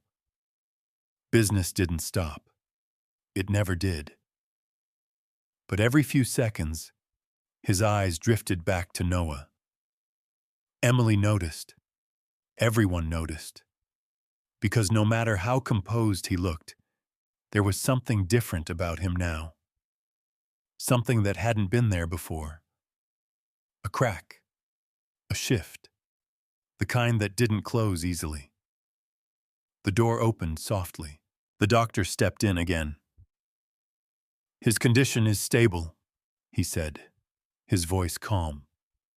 "For the moment." Emily exhaled slowly. Khalid ended his call and stepped forward. "What happens now?" he asked. The doctor hesitated. "We continue monitoring," he said. "But there's something we need to address." Emily's chest tightened slightly. "What is it?" Khalid asked. The doctor glanced between them. "This level of dependency," he said carefully. "It's not typical." Emily looked down. "I told you. It doesn't make sense," she murmured. "It doesn't have to," the doctor replied. "What matters is that it's real." Silence followed. "He needs consistency," the doctor continued. "The same voice, the same presence. Anything that reduces stress on his system." Emily's hands tightened slightly. "And if that changes?" she asked. The doctor didn't answer immediately. Then we risk regression." The words landed heavily. Khalid nodded once. "Then it won't change," he said. Emily looked at him. "You can't promise that," she said softly. "I can," he replied. The certainty in his voice made her hesitate. "This isn't just about what you want," she said. "There are rules, expectations. Your family—" "My family," Khalid interrupted, "doesn't get to decide what keeps my son alive." The room fell silent again. But this time, it wasn't tension. It was clarity. Emily swallowed. "I don't want to be the reason things get worse for you," she said. Khalid looked at her. "You're the reason things are better," he said. The words hit her harder than anything else had. Before she could respond, the monitor inside Noah's room beeped differently, sharper, faster. Emily's head snapped up. "What's happening?" she asked. The doctor moved immediately, stepping inside the room. "His breathing's fluctuating," he called out. Khalid followed without hesitation. Emily stood frozen for a fraction of a second, then ran after them. Inside, everything moved quickly again. The calm from moments ago shattered. The nurse adjusted the oxygen levels. The doctor checked Noah's chest, his pulse, his airway. "He's reacting to something," the nurse said. Emily's heart pounded. "What changed?" she asked. No one answered, because no one knew. Noah's tiny body tensed again, his breathing uneven, his face tightening as another wave of distress hit him. Khalid's jaw clenched. "Fix it," he said. "We're trying," the doctor replied. But it wasn't working. Not fast enough. Emily felt that same instinct rise again, the same pull. "He needs—" she started. The doctor looked at her. "Go ahead," he said. Emily didn't hesitate. She stepped forward, carefully reaching for Noah. The nurse paused, just long enough for permission, then stepped aside. Emily lifted him gently into her arms. For a moment, nothing changed. Her heart raced. Please. Then she began to hum. That melody, soft, steady, familiar. The sound filled the room again, weaving through the sharp beeping of machines and the quiet urgency of the staff. Seconds passed. Too long. Then, Noah's breathing shifted. Slightly, then again. The tension in his body eased. The monitor steadied. Not perfectly, but enough. The room stilled. Everyone watching. Everyone waiting. Emily didn't stop. She held him close, her voice unwavering now, her focus absolute. I'm here, she whispered. You're okay. You're okay. And slowly, painfully slowly, Noah calmed. The change was undeniable. The doctor stepped back slightly, his expression shifting from urgency to something else, understanding. That's it, he said quietly. Keep going. Emily continued. Minutes passed. The crisis passed with them. And when it was over, when Noah finally settled again, his breathing steady, his small body relaxed, the silence that followed was different, not tense, not uncertain, but final. Because now, there was no denying it. Not anymore. The doctor turned to Khalid. You have your answer, he said. Khalid didn't respond. He didn't need to. He was already looking at Emily. And this time, there was no distance, no hesitation, only decision. We're not leaving this to chance, he said. Emily's heart skipped. What do you mean? She asked. Khalid stepped closer. I mean, he said, his voice steady, this becomes official. The words hung in the air. Emily blinked. Official? You stay, Khalid continued. Not as staff, not as temporary help. A pause, then. As his primary caregiver. The room went silent again. Even the doctor didn't speak.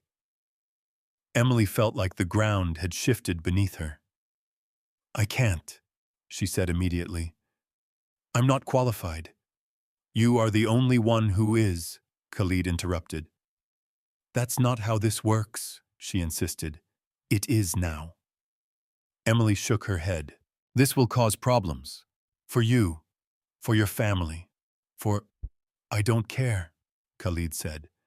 The words were quiet, but absolute. I'm done pretending that any of that matters more than him. Emily stared at him, the weight of his decision pressing down on her. Because this wasn't temporary anymore. This wasn't just helping.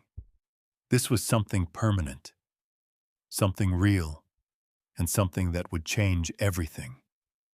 I don't belong in your world, she said softly. Khalid's expression didn't change. Then we change the world, he replied. The words echoed in the room.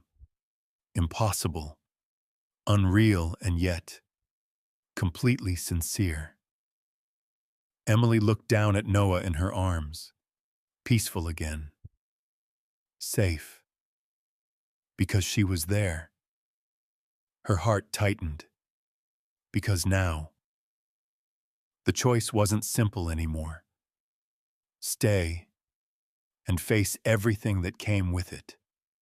Or leave and risk everything falling apart.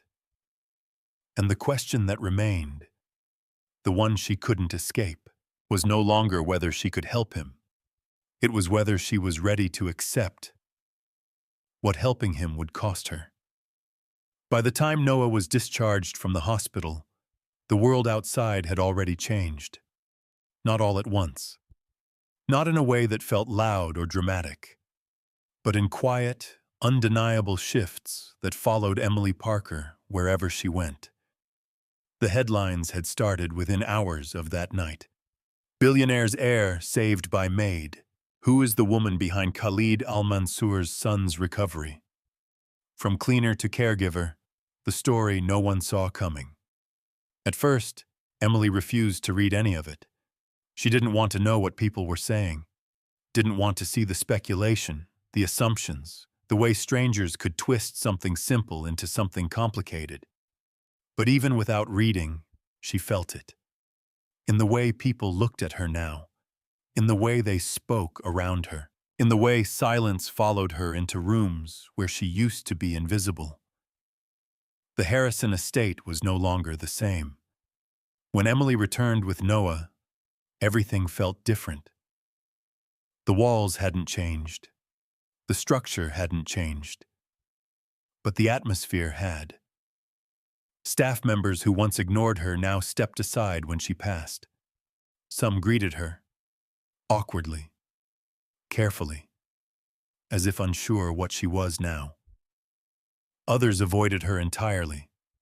And then there were those who watched, not openly, but quietly, trying to understand how someone like her had moved into a position no one had expected.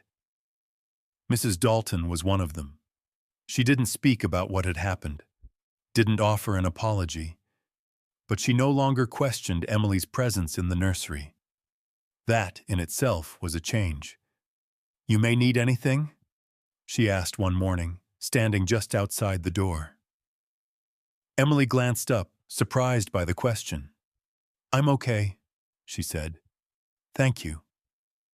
Mrs. Dalton nodded once, then walked away. It wasn't warmth, but it wasn't coldness either. It was something in between. And for now, that was enough. Inside the nursery, Noah lay peacefully in his crib, stronger, healthier, still fragile, but no longer fighting for every breath. Emily moved quietly around the room, adjusting blankets, checking his position, her movements steady and practiced. She had learned quickly, not from training, but from necessity, from instinct, from the constant awareness that every small detail mattered.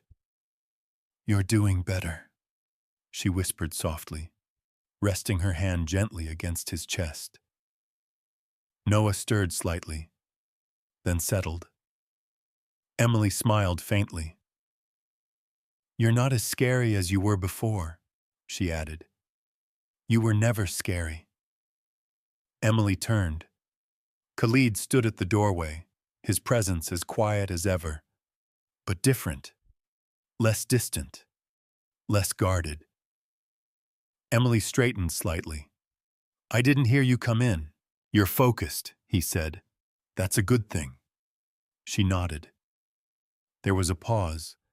Then, "How is he?" Khalid asked. Emily looked back at Noah. "Stronger," she said. "He still needs consistency, but he's responding well." Khalid stepped closer, his gaze softening slightly as he looked at his son. "He responds to you," he said. Emily hesitated. "I think he just feels safe," she replied. Khalid didn't argue, because he knew that was true. "And you?" he asked. Emily blinked. "What about me?" "Are you adjusting?" he clarified. The question caught her off guard, because no one had asked her that before. Not since everything changed. "I'm trying," she said honestly. Khalid studied her for a moment. "If this becomes too much, I'll tell you," she interrupted gently. He nodded. Another silence followed. But this one wasn't heavy. It was steady, like something beginning to settle into place. "I've made some changes," Khalid said after a moment. Emily glanced at him. "What kind of changes?" "Staff restructuring," he replied. "New protocols, more accountability. Emily understood what that meant. Things were shifting behind the scenes. People who had once held power in small ways were losing it. Vanessa was gone, dismissed quietly after the investigation into the bracelet incident revealed inconsistencies in her statements. Nothing had been proven directly, but it had been enough. Enough for Khalid. Enough for the estate. She won't be coming back, Khalid added. Emily nodded slowly. She didn't feel satisfaction, only closure. She wasn't the only one, Khalid continued. There were others who needed to be reminded what their roles actually are. Emily lowered her gaze slightly. I don't want to cause problems, she said softly. You didn't, Khalid replied. You exposed them. The words lingered because they carried truth, uncomfortable truth. Emily looked back at Noah, her expression softening again. He didn't choose any of this, she said. He just needed someone. Khalid's gaze followed hers. And he found you. Emily didn't respond, because she still wasn't sure how to process that. Outside the nursery, the estate continued its slow transformation. Not dramatic, not obvious, but real. The staff moved with more care, more awareness, as if something invisible had shifted the balance of the entire place. And at the center of it all was a woman who had never intended to be there. A woman who still didn't see herself as anything more than she had always been, but who had become something else entirely, something no one could ignore. That afternoon, as sunlight filled the nursery once again, Emily sat beside Noah, gently rocking him in her arms. The melody returned, soft, familiar, comforting. Noah's breathing steadied almost immediately. His small fingers curled around hers, and for a moment, everything felt simple again, peaceful, safe. But Emily knew better now. Nothing about this was simple. Nothing about this was temporary. Because outside those walls, the world was still watching, still judging, still waiting. And while things inside the estate were beginning to settle, the real question remained. When the next challenge came, would this fragile piece be strong enough to hold? The invitation arrived on a quiet morning. It was simple, cream-colored paper, elegant handwriting, no unnecessary decoration. Emily almost didn't open it. She had grown used to avoiding anything that felt too formal, too distant from the life she understood. But Mrs. Dalton had personally placed it on the small table in the nursery and said, in her usual composed tone, "Mr. Al-Mansour asked that you attend." That alone made it impossible to ignore. Emily unfolded the letter slowly. A private memorial. For Khalid's late wife. Attendance required. No further explanation. Emily stared at the words longer than she expected. A memorial wasn't just an event. It was something intimate, personal, and she wasn't sure she belonged anywhere near it. You're thinking about saying no. Emily looked up. Khalid stood at the doorway watching her. She exhaled softly. I don't think I should be there. Why? He asked. Emily hesitated. It's not my place, she said carefully. That's your family, your history. I don't want to intrude. Khalid stepped inside, his expression unreadable. You're already part of this, he said. Emily shook her head slightly. Only because of Noah. That's not the only reason. The words lingered. Emily didn't respond. because she didn't know how to. Khalid glanced at Noah, who was resting peacefully in the crib.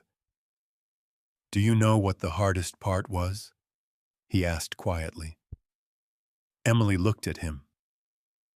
"After she was gone," he continued, "everyone expected me to keep moving, keep working, keep everything running as if nothing had changed." His voice didn't break, but something in it shifted. "They offered condolences," he added. "Then they moved on." Emily felt her chest tighten. "But Noah," Khalid said, his gaze softening slightly. "He didn't let me pretend." Emily looked down. "He cried," Khalid continued, "all the time, not because he understood what happened, but because he felt it." The room fell silent. "And I didn't know how to help him," Khalid admitted. That was the closest he had come to vulnerability since she had met him. "I had everything," he said. "Doctors, nurses, resources, and none of it mattered." Emily swallowed. "And then you showed up," Khalid said. Her heart skipped. "I didn't do anything special," she replied softly. "You did," he said. Emily shook her head again. "I just held him," she insisted. "And no one else could," Khalid replied. The truth of that settled between them. Heavy, unavoidable. Khalid took a slow breath. "That's why you should be there," he said. "At the memorial." Emily hesitated. "I don't think your family will agree. They don't have to." "That's easy for you to say," she said quietly. Khalid didn't argue, because he knew she was right. "Still, I'm not asking you to impress anyone," he said, "or prove anything." Emily looked at him. "Then why?" Khalid's gaze didn't waver. "Because she deserves to be remembered by someone who understands what she left behind." Emily felt something shift inside her. Not fully, but enough. Enough to make her pause. Enough to make her reconsider. "Go," she said finally. Khalid nodded once. "Thank you." The memorial was held that evening in a private garden on the estate. Soft lights lined the pathways. White flowers filled the air with a gentle fragrance. Everything was arranged with quiet precision, elegant, respectful, controlled. Guests dressed in black moved slowly through the space, their voices low, their expressions solemn. Emily stood near the edge of the gathering, her hands clasped loosely in front of her. She had chosen the simplest dress she owned. Nothing extravagant, nothing that drew attention. But even so, she felt it. The looks, the whispers, not as harsh as before, but still present, still there. "She's the one. I heard about her." "That's her?" Emily kept her gaze lowered. She didn't come for them. She came for Noah, and for Khalid. Across the garden, Khalid stood near a framed photograph. His wife. Her smile captured in a moment that felt untouched by time. Emily approached slowly, carefully. She didn't speak at first. She just looked. "She was kind," Khalid said quietly, stepping beside her. Emily nodded. "I can see that." Khalid glanced at her. "How?" Emily hesitated. "Because Noah feels it," she said. The answer surprised even her, but it felt right. Khalid didn't respond immediately. Instead, he looked back at the photograph. "She used to sing to him," he said. Emily felt her chest tighten slightly. "That melody," he added. Emily lowered her gaze. "I didn't know." "I know," Khalid said. Another silence. Soft. Not uncomfortable, just real. Around them, the gathering continued. But for a moment, everything felt still. She would have liked you, Khalid said. Emily looked up. I don't think I deserve that. Khalid shook his head slightly. She valued people who were real, he said. Not perfect, not powerful, just real. Emily didn't know what to say, because no one had ever described her that way before. At the center of the garden, a speaker stepped forward. The memorial was beginning. Khalid took a slow breath, then turned slightly. Stay, he said. It wasn't a command. It was something else. Emily nodded. I will. The ceremony was quiet, respectful. No grand speeches, no dramatic displays, just memories. Shared carefully, spoken honestly. And as it continued, something changed. Not in the crowd, not in the atmosphere, but in the space between people. The distance felt smaller. The tension softer. Even Lila Sterling, standing among the guests, seemed less rigid, less sharp, not welcoming, but no longer openly resistant. And when Noah stirred slightly in Emily's arms, when she began to hum that familiar melody again, no one questioned it. No one interrupted. Because now, they understood. Maybe not completely, but enough. Enough to see that this wasn't about status, or position, or belonging. It was about something simpler, something deeper. And as the evening came to an end, as the last light faded from the garden, one quiet truth settled over everything. Emily hadn't replaced anyone. She hadn't taken anything. She had simply stepped into a space no one else could fill. But the question that remained, as the night grew still, was whether that space was meant to be temporary, or something far more permanent than either of them had ever expected.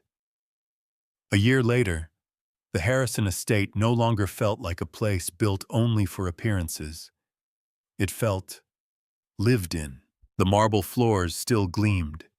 The chandeliers still sparkled. The structure of wealth and precision remained untouched. But the silence had changed. It was no longer cold. It was calm. Soft laughter now echoed through the hallways. Footsteps carried purpose, not pressure. Conversations no longer dropped into whispers the moment someone entered the room. Something invisible had shifted, and at the center of it all was a child who had once struggled just to breathe. Noah was no longer the fragile newborn who cried endlessly in an empty nursery. He was stronger now, curious, restless in the way healthy children should be. His laughter came easily, bright, unfiltered, filling the spaces that had once felt hollow. And he wasn't alone. Emily stood in the garden, sunlight catching in her hair, as she watched Noah wobble unsteadily across the grass. His tiny steps were determined, his balance uncertain, but his confidence undeniable. "You're getting faster," she said, with a soft laugh, crouching slightly as he made his way toward her. Noah reached her and immediately grabbed onto her hands, his face lighting up. "Careful," she murmured. "You're going to run before you learn how to stop. Or maybe he just doesn't like waiting." Emily looked up. Khalid stood a few feet away, his hands resting casually in his pockets, his expression lighter than it had ever been. There was still authority in his presence, still power, but it no longer felt distant or unreachable. He gets that from you, Emily said. Khalid raised an eyebrow slightly. Impatience? Determination, she corrected. Noah let out a small, excited sound, tugging at Emily's hands as if agreeing. Khalid watched them for a moment. Something quiet and steady settling in his gaze. It still surprised him. How natural it looked. How right it felt. A year ago, none of this had existed. Not the laughter. Not the warmth. Not the sense of something real growing inside walls that had once been empty. You've changed this place, Khalid said. Emily shook her head slightly. No, she replied. He did. She glanced down at Noah, who was now trying to take another step forward. I just followed him. Khalid didn't argue, because part of that was true, but not all of it. You stayed, he said instead. Emily paused. For a moment, her expression softened.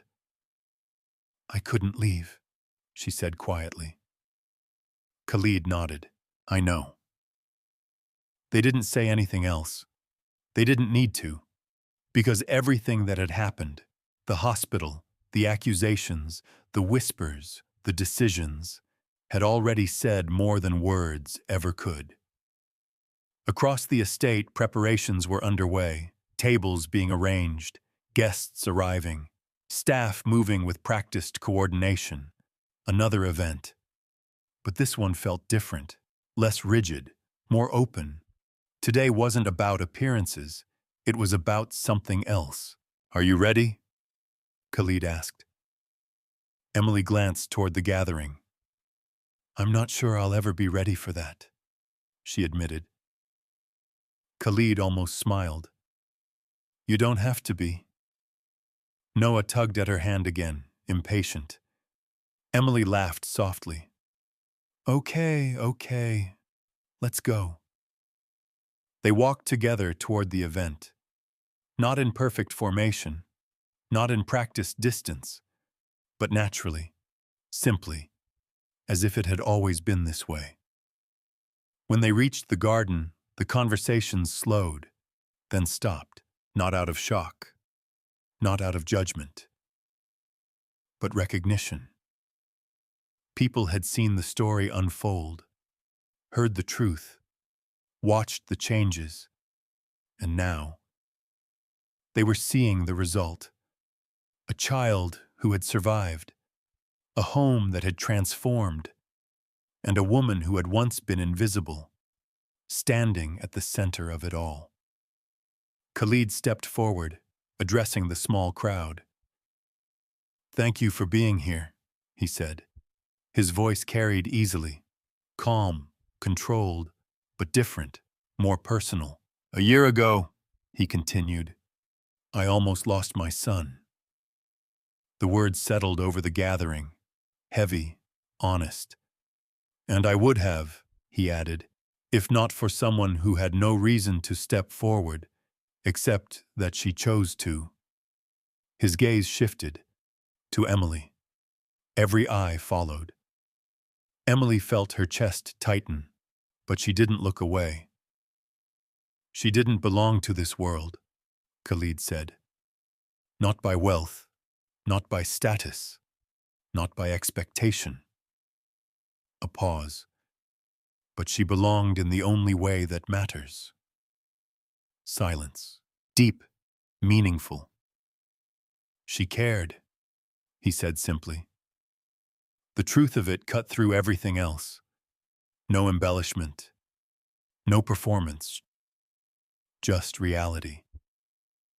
Khalid stepped closer, his voice lowering slightly, but still clear. We build our lives on what we think matters, he said. Money, power, reputation. Another pause. But none of that saved him. His hand rested gently on Noah's shoulder. She did. The moment held, still, complete. Emily swallowed, her hands tightening slightly as Noah leaned into her. She hadn't asked for this, hadn't expected it. But she didn't step back, because she understood now. This wasn't about her. It was about what she had done, what she had chosen, and what that choice had changed. The silence broke slowly, replaced by quiet acknowledgement. Not loud applause, not exaggerated praise, just understanding. And for the first time, that was enough. Later, as the crowd thinned and the sunlight softened into evening, Emily stood at the edge of the garden again, Noah resting against her shoulder. Khalid joined her quietly. Neither of them spoke at first. They just watched. The estate, the people, the life that had grown where there had once been none. "You didn't change the world," Emily said softly. Khalid glanced at her. "No," she continued. "You just made room for something better." Khalid considered that, then nodded. "And you made it possible," he replied. Emily didn't answer, because she knew that wasn't entirely true either. They had both changed something, in different ways, for the same reason. She looked down at Noah, who had already fallen asleep again, his breathing calm, steady, safe. And in that quiet moment, everything felt complete. Not perfect, not easy, but real. And the truth that remained, simple, undeniable, and lasting, was this: it was never about who belonged. It was about who cared enough to stay.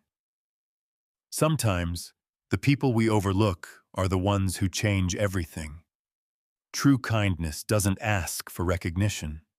It simply shows up when it matters most. Never judge someone by their appearance or status, because a genuine heart is more powerful than wealth or influence. If this story touched you, comment where you're watching from, and don't forget to subscribe for more stories like this.